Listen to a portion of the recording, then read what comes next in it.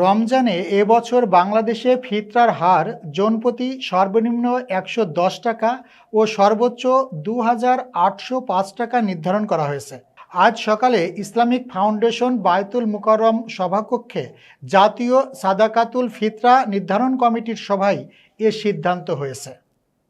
সভা শেষে জাতীয় ফিতরা নির্ধারণ কমিটির সদস্য সচিব ডক্টর মোহাম্মদ হারুনুর রশিদ জানান, ইসলামী শরিয়া মতে আটা, যব, কিশমিশ, খেজুর, পনির ইত্যাদি পণ্যগুলোর যে কোনো একটি দিয়ে ফিতরা দেওয়া যায়। নিজ নিজ সামর্থ্য অনুযায়ী এই পণ্যগুলোর যে কোনো একটি পণ্য বা এর বাজার মূল্য দিয়ে ফিতরা আদায় করতে পারবেন।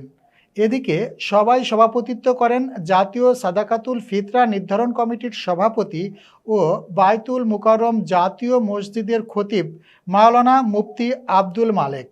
সভায় আরও বলা হয়, এই পণ্যগুলোর স্থানীয় খুচরা বাজার মূল্যের তারতম্য রয়েছে। স্থানীয় মূল্যে পরিশোধ করলেও ফিতরা আদায় হবে।